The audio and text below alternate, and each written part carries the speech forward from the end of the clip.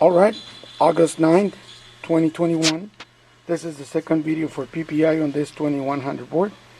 And what we have here is R26 is equal to 47.5.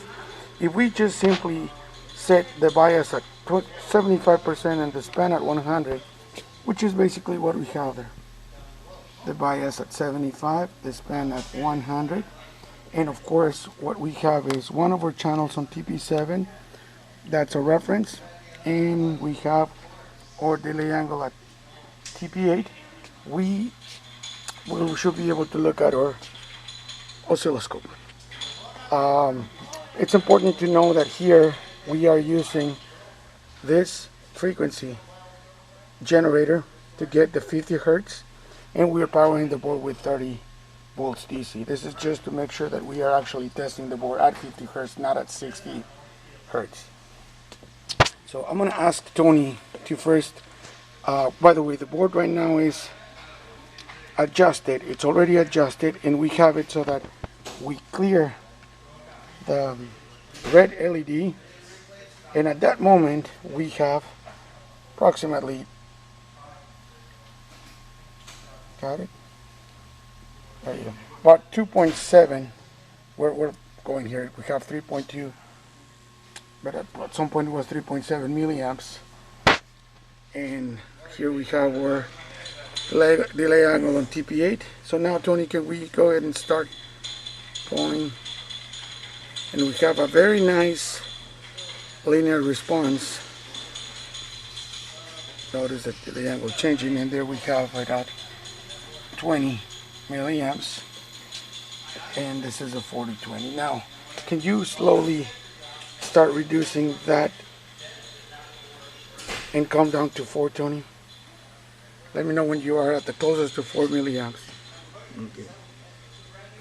Or 5.8, 4.3, 4. Yep, just a little more. All right, that's good. That's good enough. Oh, that was good. 3.9. There you go. So you got 4 milliamps. Here you have a delay angle that it's not necessarily the minimum. We could still go down there. But the thing is that here we have the LED off. So this is actually good, Tony. So we have there. Now what you've done is you've changed the bias to change the duty cycle there. Yes. So now let's go back again to 20 milliamps.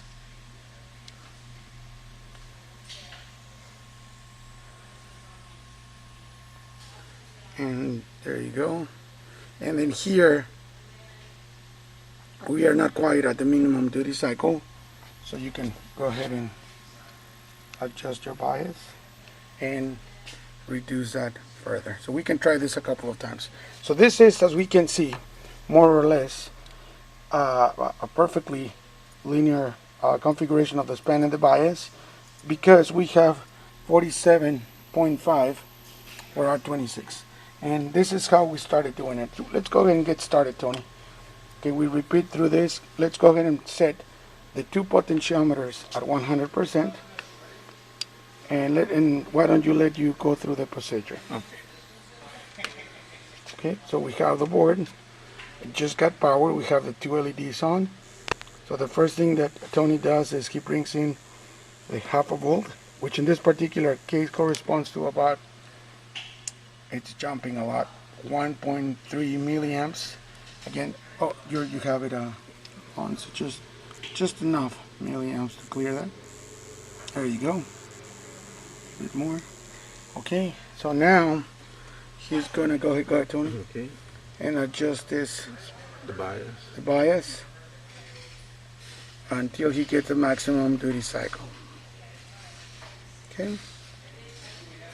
Then you need to go to 20 milliamps.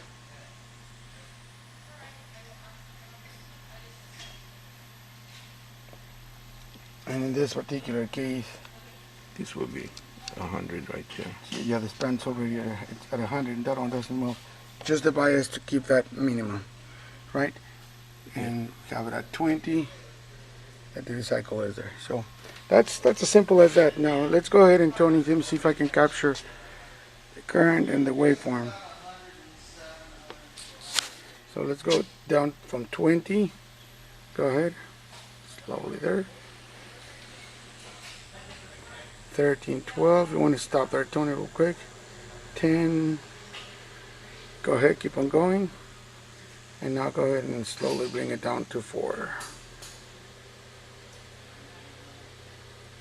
Alright, there you go, that's good. So we can see that we could still, now we cannot adjust it anymore, expanding the bias, but you can see the duty cycle there. We have 3.94 milliamps, but we are not extinguished. So go ahead and bring it down just until you bring that inhibit, and then just come in a little bit. Okay, so just bring it in just a nut. There you go.